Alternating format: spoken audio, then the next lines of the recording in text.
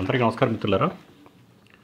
ఇప్పుడు ఏదైతే ప్రభుత్వం ఉందో టీడీపీ, జనసేన, బీజేపీ ప్రభుత్వం ఉందో వాళ్ళు ప్రతిపక్షం ఉన్నప్పుడు నాటి అధికార పక్షాన్ని ఇసుక ధర విషయంలో కానీ, ఇసుక అవైలబిలిటీ విషయంలో కానీ పెద్ద ఎత్తున విమర్శ చేయటం. అంటే రాష్ట్రంలో ఇసుక దొరకట్లేదని, లేదనుకుంటే ఈ ఇసుక ధర అనేది చాలా ఎక్కువ ఉంది అని ఆ కారణంతో వాళ్ళని పెద్ద ఎత్తున విమర్శ చేయటం.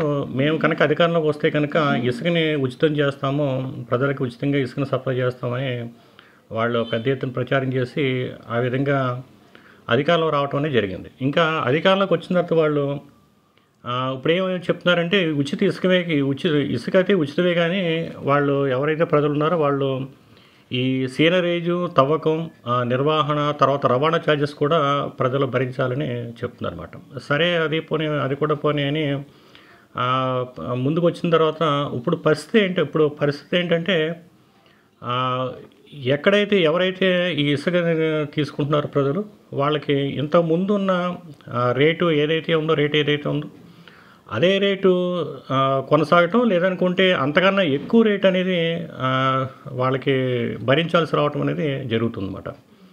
అంటే ఇసుక ఉచితం అన్న తర్వాత అదే రావాలి, అంటే అంతకన్నా తగ్గాలి, లేదంటే కనీసం అదన రావాలి. కానీ ఏంటంటే చాలా చోట్ల ఎక్కువ కూడా భరించాల్సి రావటం అనేది జరుగుతుందన్నమాట.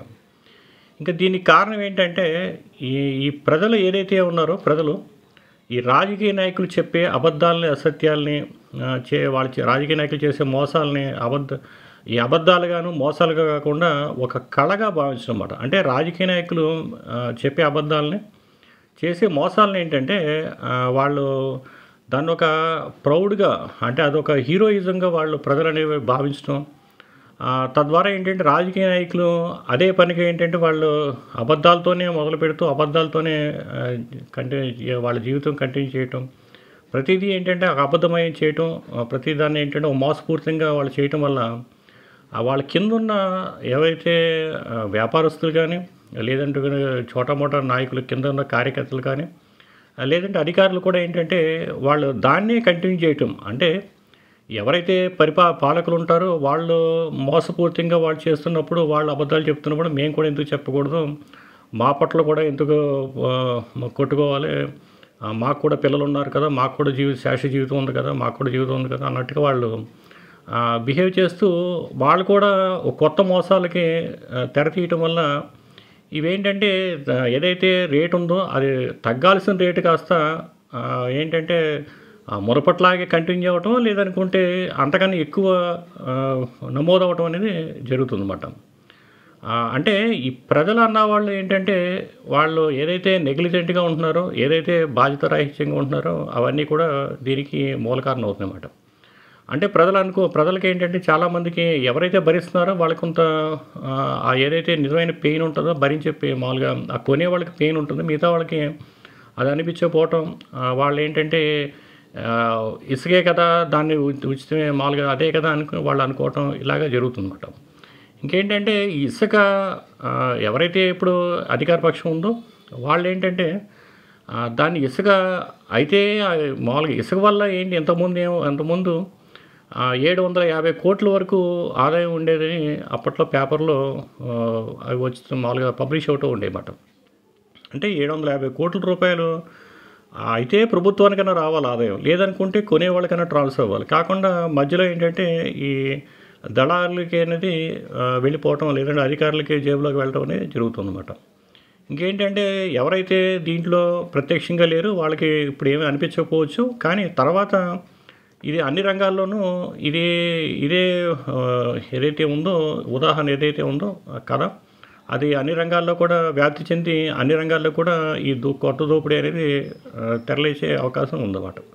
అందువల్ల ప్రజలైన ఏంటంటే వాళ్ళు ఏదో నాయకులు చెప్పే అబద్ధాలని, అసత్యాలని, చేసే మోసాలని అదేంటంటే ఒక కళగా కాకుండా అబద్ధం అనేది అబద్ధమే. వాళ్ళు ఏంటంటే మాట అనేది ఎప్పుడన్నా మారే అవకాశం ఉంది. అంటే ఎవరైనా నాయకులు అన్న వాళ్ళు ఈరోజు ఒక మాట చెప్తే తన అభిప్రాయం రేపు మార్చుకోవచ్చు, దాంట్లో ఉన్న తప్పు ఏం లేదు. కానీ ఏంటంటే ఎంతో అదే పనిగా దాన్ని ఒకే మాటని సంవత్సరాల పాటు చెప్పి సడన్గా ఏంటంటే దాన్ని ఇది కాదు మేము ఇంకోటి చెప్పి ఇలాగ మాట మార్చుకోవటం, తర్వాత ఏంటంటే వాళ్ళు అధికారాన్ని అనుభవించడం, వాళ్ళు ఏంటంటే ఏదైతే ఈ పదవిని కానీ ఈ అన్నీ కూడా అనుభవిస్తూ వాళ్ళు ఈ కిందున్న వాళ్ళని అధికారులు కానీ లేదంటే కింద చోటమోట నాయకులు కార్యకర్తలు కానీ వ్యాపారవేత్తలు కానీ వాళ్ళు మీ నిజాయితీగా ఉండమంటే వాళ్ళు ఉంటారన్నమాట. సో ప్రజలు ఏంటంటే ఇప్పటికైనా వాళ్ళు ఏదైతే వాళ్ళు చేసిన తప్పు ఏదైతే ఉందో దాన్ని ఇప్పటికైనా వాళ్ళు ఈ రాజకీయ నాయకుల్ని ఇప్పటికైనా వాళ్ళు ఆ తప్పును సరిదిద్దుకునే విధంగా రాజకీయ నాయకుల్ని గట్టిగా చెప్పాల్సిన అవసరం ఉంది అన్నమాట. అంటే ఈ మాటలు అనేవి కాదు, చేతల్లో వాళ్ళని పనిని చూపించమని చెప్పాలి. ఏదైతే రాజకీయ నాయకులు చెప్తున్నారో అంతకుముందు ప్రభుత్వాలు మోసం చేసి అంతకుముందు ప్రభుత్వాలు ఏం చెప్పి అవన్నీ మేము విన్నాము, మీకు ఓటేసాము, మిమ్మల్ని గెలిపించాము, మీరు పని చేయాల్సిన సమయం, మీరు గట్టిగా పని చేయండి, మీరేంటంటే మీ మాటలు కాదు చేతల్లో మీ మీ పనితనాన్ని చూపించండి అని ప్రజలు గట్టిగా చెప్పాల్సిన అవసరం ఉంది. లేదనుకుంటే ఈ దోపిడీ అనేది అన్ని రంగాల్లో విస్తరించి వాళ్ళ చివరికి ఏంటంటే ప్రజలు ప్రతి ఒక్కళ్ళు కూడా ఈ దోపిడీకి గురయ్యి వాళ్ళ ఏదైతే లైఫ్ ఉందో వాళ్ళని జీవితాల్ని కష్టాల్లోకి నెట్టుకునే వెళ్ళబుచ్చుకునే అవకాశం అనేది అందరి స్థితి అనేది అందరికీ తలెత్తుంది. కనుక ప్రజలు ఏదైతే నేటి ప్రభుత్వం ఉందో వాళ్ళకి గట్టిగా చెప్పాల్సిన అవసరం ఉంది. ఎక్కడైతే వాళ్ళని అవకాశం ఉన్నంత వరకు వాళ్ళు పని చేయమని వాళ్ళని తిట్టమని చెప్పను, కానీ పని చేయమని మాత్రం గట్టిగా చెప్పారని కోరుకుంటున్నాను. ఇంకా రేపు మరొక అంశంతో మళ్ళీ కలుసుకుందాం. ధన్యవాదాలు.